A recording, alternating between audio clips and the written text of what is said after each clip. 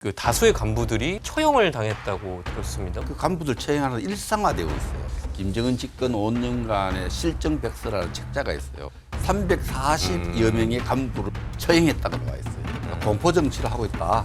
복종을 강요하는 거죠. 좀 내부 체제가 어떤 흔들리는 증거로도 볼 수도 있겠다. 많이 그런 징후로 볼 수 있습니다. 알겠습니다. 실시간 재난안전 정보방송 재난안전 119 국제정세와 국방 이슈 다뤄보는 안보 토크 시간입니다. 오늘도 백승조 전쟁기념사업 회장 나오셨습니다. 회장님 어서 오십시오. 예, 안녕하세요. 오늘은 이제 회장님과 함께 러시아와 우크라이나 전쟁 좀 짚어보려고 하는데요. 벌써 이제 2년 6개월이 넘어가고 있습니다. 지금 시간이 많이 지나가고 있는데 그 8월 초에는 이제 우크라이나가 러시아를 좀 밀어붙였잖아요. 예. 그래서 러시아 본토까지 이제 침공에 들어가고 했었는데 그제였죠. 이제 러시아가 반격을 했어요. 그래서 이제 러시아의 반격으로 우크라이나에서 이제 50명이 넘게 숨지고 또 200명 넘게 다치면서 가장 치명적인 공격을 우크라이나가 당했다. 뭐 이런 보도도 있습니다. 현재 전황 회장님 어떻게 평가하세요? 예, 그 2년 6개월 정말 전쟁이 장기화되고 있죠. 네. 장기화되고 있는데 몇 주 전만 해도 우리 국민들은 우크라이나가 러시아 영토를 그러니까요. 진격했던 뉴스를 접하고 우크라이나가 주도권을 장악했다 이렇게 생각을 했었는데 또 러시아가 이제 반격한 뉴스를 보면서 전황에 대한 궁금증이 지금 증폭되고 있습니다. 지금 지금 상황이 조금 달라진 부분은 크게 달라진 질적으로 달라진 부분은 지금까지는 전쟁을 우크라이나 영토 안에서 했어요. 네. 그런데 지금은 진호가 나아가고 있습니다만. 예.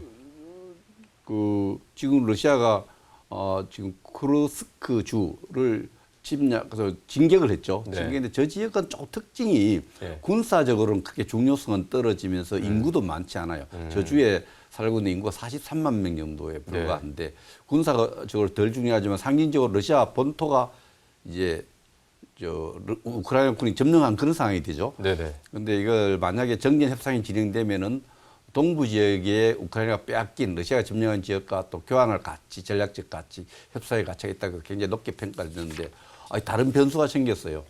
점령한 지역을 지키기 위해서 군대를 동부 전선에 있던 돈바스 지역에 있던 우크라이나 군대를 크루스크 주로 좀 옮기게 되죠. 네. 조금 그러니까 병력 분산이 된 거군요. 병력 분산이 된 거죠. 그게 네. 아주 우크라이나의 돈바스 지역, 동부 지역에서 약점이 되어서 이 약점을 이제 러시아가 파고드는 거예요. 러시아가 파고들어서 동부 지역에 굉장히 압박을 하고 동부 지역 전체 전략적 요충지들이 하르키우 저 지역이 이제 조금 위험한 상태에 놓여 있다 이런 상황에서 화면이 나오고 있습니다만 군사적으로 보면은 전략적 요충 지역을 잃는 것이 얻는 거 잃는 것이 중요하죠. 그런 측면에서 전세에서 러시아가 다시 주도권을 장악한 상태다. 러시아가 유리한 전환을 끌고 가고 있다 이렇게 볼 수 있습니다. 저기 지도 보면은 이제 폴타바, 이제 키이우 지역이 나오고 있잖아요. 이제 우크라이나 동부 그렇습니다. 지역. 지금 현재 러시아가 이번에 공격을 한 지역인데 저희가 이제 전략적인 요충지라고 볼 수 있는 거죠. 저기는 우크라이나의 정치 군사 중심지죠. 중심지인데 지금 압박을 가하고 있는 것이 하르키우 지역이에요. 저 지역을 이제 러시아가 손에 넣게 되면은 우크라이나 전체가 정치 군사 중심 지역을 방어하는데도 어려움을 겪을 뿐만 아니라 자포리아라든지 돈바스 이런 지역에 대해서 영토를 회복하는데도 상당히 군수 지원 문제도 생기고 어려움을 겪는다 해서 군사 전문가들이 봤을 때는 조금 전략적으로 중요하지 않은 쿠르스크를 얻고 동부 전선에 힘든 상황을 맞이한 젤렌스키에 대해서 조금 전략적 판단에 대해서 결과 지켜봐야 되겠지만 좀 미스가 있었지 않나 이렇게 판단하는 분들이 좀 많습니다. 물론 이제 끝까지 봐야겠습니다만 그러나 협상을 하기 위해서는 쿠르스크주에 35km 정도 진격했는데 쿠르스크주를 점령함으로써 러시아인에게 전쟁의 공포도 안겨주고 협상에서는 좀 유리한 조건을 새로 획득했다 볼 수 있어요. 네. 근데 이런 상황에서 미국 국무부 대변인이 북한 책임론을 제기했어요.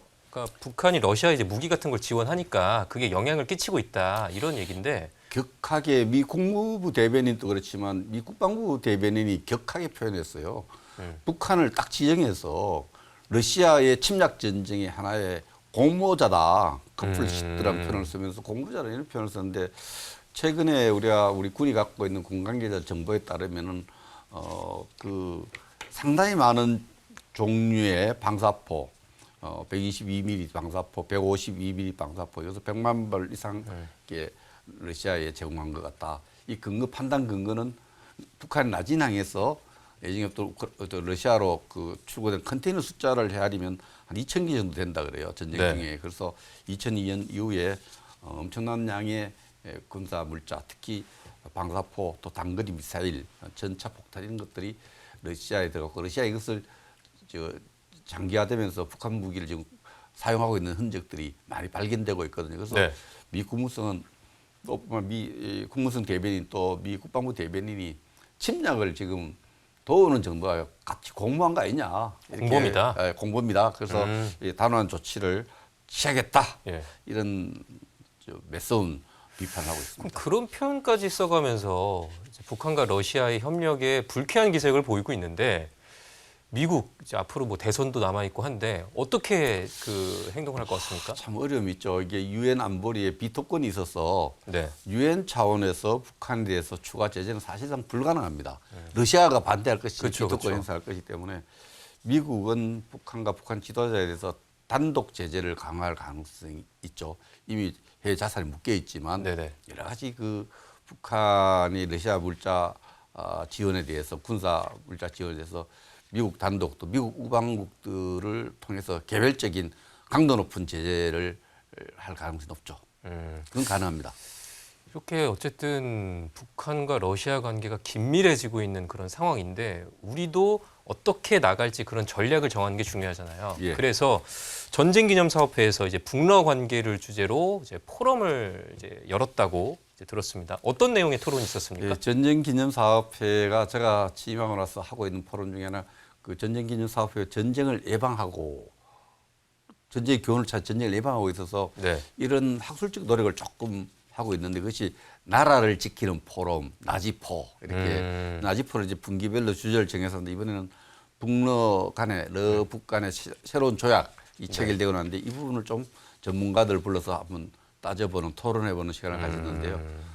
대표적인 북한 전문가 신석호 박사라든지 러시아 대사를 역임했고 원자협정을 주도적으로 한 신석호 박노백 대사 네. 또 레닌그라드 출신으로 국민대학에서 북한 전문가 이름을 아주 높이고 있는 화면에 나오고 랑코프, 예, 랑코프 유명하죠. 랑코프 교수군요. 러시아인인데 우리 국민대학 교수를 하고 있죠. 아. 러시아의 국제관계대학에서 최초로 박사학위를 받고 국방연구소 활동한 유영철 박사 이 세 분을 모셔서 러시아의 북한의 어떤 현재의 어떤 새로운 조약과 실질의 협력 관계에 대해서 한번 진실을 규명해보는 그런 포럼을 했습니다.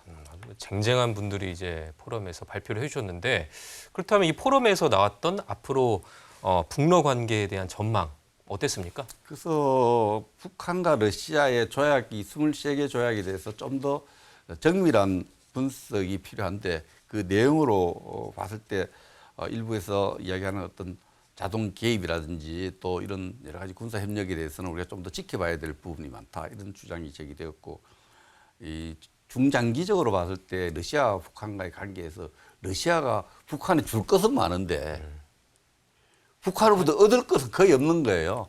전쟁이라는 특수 상황에서 북한에 재래식 무기를 지금 필요로 하는데 러시아 군사 강국이지 않습니까? 전쟁하지 않을 때는 이게 아무 필요 없는 북한 무기들이죠.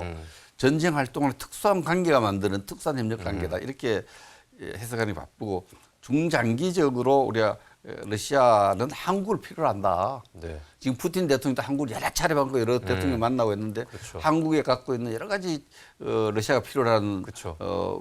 물자들이 많거든요. 그런 네. 부분에서 또 러시아가 수출하는 그렇죠. 물자에 대해서 수요도 많은 나라이기 때문에 우리나라가 장기적으로는 러시아와 대한민국이 서로 협력 관계로 갈 가능성이 많기 때문에 여기에 대한 대비를 네.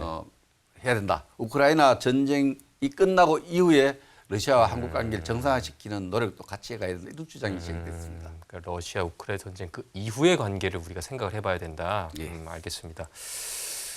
먼저 북한 얘기를 해보도록 하죠. 올해 7월 이제 평안북도와 자강도 일대에서 그 다수의 간부들이 처형을 당했다고 들었습니다. 뭐 무슨 일이 있었나요? 우리 국가정보기관에서 네. 처형됐을 가능성이 있다 이렇게 이제 하는데 좀 더 검증이 필요한 부분인데 뭐 처형됐다 해도 그래 놀랄 일이 아니에요. 북한이 그 간부들 처형하는 일상화되고 있어요. 우리 그 전략연구원이라고 있는데요. 예. 거기에서 발간한 책자 김정은 집권 5년간의 실정백서라는 책자가 있어요. 네네. 그 책자에 따르면은 지난 5년간 김정은이 집권하고 나서 340여 명의 간부를 처형했다고 나와 있어요. 얼마만한 기간 동안? 5년 동안. 5년 동안. 아. 상상할 수 있습니까? 어이구. 거의 이런 그 처형을 하나의 우리 사법적 판단이 아니고 정치적 판단에 따라서 정치 체제 유지가 필요하면 언제 처형할 수 있는 나라이기 때문에 처형했을 가능성이 높고 이번 수재 때문에도 지금 사진이 나오고 있습니다. 예. 이게 올해 사진입니까? 예. 예. 원래 수재 났을 때 감독관 수재 났을 수해 때. 현장에 나간 김정은의 예, 모습이군요. 그래서 처형되었다는 보도도 있지만 따져봐야 될 거 따져보는데 처형됐다도 전혀 북한 주민도 놀랄 일도 아니고 국제사회도 놀라지 않아요. 거의 일상화된 나라예요. 비일비재한 일이니까. 아예 늘 있는 일이니까 처형을 안 시키는 게 좀 이상한 나라예요. 근데 이번에 그 간부들을 처형한 건 이제 수해에 대한 책임을 물어서. 수혜가 났는데 노동당의 책임이 이제 국가의 책임에 대해서 체제에 대한 책임을 네. 묻는 분위기가 되고 민심이 흉흉하다 그래요. 민심이 흉흉하니까 이 흉흉한데 왜 이 수재를 미리 예방을 못하고 조치를 못했느냐에 좀 대해서 민심이 돌릴 곳이 필요하니까. 그렇죠. 스케이프고치가 필요한 거죠. 그래서 그 지역에 있는 평안북도라든지 자강도의 책임 비서를 그렇다면 광역자치단체장이죠. 이런 사람들을 처형함으로써 네. 이분들 때문에 너들 수재 피해를 입었다. 중앙당은 잘하려고 했는데 김정은 잘하려고 했는데 밑에 간부들이 그 직무를 잘 수행하지 못해서 처형했다. 그래서 자기들이 날아온 화살을 김정은과 그 체제에 날아온 화살을 그 간부들한테 보낸 거죠. 그런 정치적 의도를 갖고 처형한다고 봅니다. 그렇다면 일종의 약간 김정은도 당 안에서의 지위가 예전만큼의 어떤 장악력을 갖고 있지 못하다. 그래서 그런 장악력을 얻기 위해서 좀 강력한 그런 공포 통치를 하는 그렇습니다. 것으로도 읽을 수 있습니까? 그렇습니다. 그래서 스스로 복종하는 게 네. 줄어드니까 스스로 인민들이 노동당과 김정은에게 복종하지 않으니까 복종을 강요하는 거죠. 강요하는 방법은 공포죠. 복종하자면 이런 꼴 다 한다. 공포 정치를 하고 있다. 이렇게 볼 수 있습니다. 그만큼 좀 내부 체제가 어떤 흔들리는 증거로도 볼 수도 많이 있겠다. 그런 징후로 볼 수 있습니다. 알겠습니다. 그 이번 주 좀 전쟁기념사업회 얘기 좀 해볼게요. 그 이번 주에도 이제 전쟁기념사업회에 많은 손님들이 찾아왔다고 들었습니다. 어제 뉴질랜드 총리가 찾아오셨다고요? 예, 럭슨 총리가 우리 네. 대통령과의 오찬을 마치고 그 지리에 가까우니까 전쟁기념관을 전쟁기념사업회를 찾았습니다. 럭슨 총리가 뉴질랜드가 한국전에 참전해서 거기에 또 기념 조형물들이 생겼습니다. 사진에서 좀 오른쪽에 계신 분이에요? 예, 그렇습니다. 네. 럭슨 총리 한 50대 초반인데 아주 그 짧은 기간에 대화를 많이 하려고 노력을 하더라고요. 그래가지고 그 언제부터 했느냐 이런 여러 가지를 질문을 했습니다. 한국에 대한 또 궁금증이 많았나 봐요. 또 예, 뉴질랜드 총리가. 많이 왔습니다만 저는 조금 짧은 시간에 아쉬웠는데 마침 오늘 저녁에 네. 또 뭐 저녁에 만찬에 초청을 해서 대화를 좀 나누고 싶다 해서 그럼 저녁에도 이따가 저녁에 만나시기로. 예, 그렇습니다. 그 이번에 와서 럭슨 총리가 우리 와서 한국과 호주, 뉴질랜드 간에 포괄적 어떤 전략 동반자 관계 4개의 꼭지가 있죠. 무역 및 경제협력, 과학협력, 국방 및 안보협력, 지역 및 국제협력인데 저는 눈여겨서 뉴질랜드와 우리가 국방 및 안보협력을 해서 안보 대화를 하기로 한 부분을 굉장히 눈여겨보고 있고 상당히 의미 있는 방문이었고 또 전쟁기념사업회를 방문해서 제가 흐뭇했습니다. 예. 그 뉴질랜드도 6.25 전쟁 참전국이잖아요. 아니 6.25 때 지금 뉴질랜드 인구 얼마쯤 될 것 같아요? 글쎄요, 한 2천만 명? 3천만 명? 그렇게 우리가 큰 나라를 생각하는데 네. 500만 명 정도 됩니다. 500만 명밖에 안 되는데 됩니까? 그 500만 되는 나라에서 그다음 6.25 때 더 작았을 거 아닙니까? 인구 그러니까요. 규모가 더 적었을 네, 텐데 네. 그 당시 6천 명이나 군대를 보냈어요. 6천 명 보냈는데 45명 정도가 전사를 했어요. 근데 그때 해군과 육군을 보냈는데 프리기담을 많이 보냈는데 이 프리기담이 인천 상륙작전, 은산 상륙작전 또 대한민국과 다른 우방국가의 어떤 여러 군수 지원하는데 그 뉴질랜드 해군 전력이 상당히 중요한 역할을 했습니다. 그때 그럼 뉴질랜드가 참전해서 전사자도 꽤 많았겠어요. 45명. 45명. 부상된다 말하고. 사실 그때 당시에 한국이 이제 작은 나라였는데도 불구하고 뉴질랜드에서 먼 나라에서 와서 그런데 참전 결정을 내는 젊은이들 참 대단하네요. 저도 생각해보니까 호주, 뉴질랜드 이렇게 먼 나라거든요. 네. 그 먼 나라에서 한국전에 참전을 결심하고 또 많은 군대를 보는 호주도 많은 군대를 보는데 뉴질랜드도 군대를 인구 그 당시 한 400만 됐을까 이 정도 되는 데서 무려 6천 명을 보낸 것은 우리가 참 고마운 일이죠. 근데 잘 싸웠을 것 같아요. 잘 뉴질랜드 싸웠어요. 마오리족도 있고 그렇잖아요. 어떻게 하세요? 거기 그 살잖아요. 거기 부락들이 또 그런데 있고. 마오리족의 이제 그 분을 이제 총통으로 영국 네. 왕실에서 위촉을 해서 임명을 했어요. 네. 근데 그 뉴질랜드 여행을 해보면은 그 공존, 평화, 네. 이 다양한 민족들도 있고 하니까 특히 마오리족과의 어떤 공존 문화를 만들어내는데 근데 제가 아주 인상 깊은 글귀는 우리가 저 앞으로 가기 위해서는 과거를 포겟해야 된다, 잊어야 된다. 과거를 잊고 새로운 발전을 만들 수 있다는 이야기인데 이런 부분을 우리가 우리 역사에서도 좀 생각해 볼 부분이 있다 생각합니다. 그러네요. 이따가 이제 뉴질랜드 총리와 또 저녁 식사 잘 하시고 또 맛있는 거 사주십시오.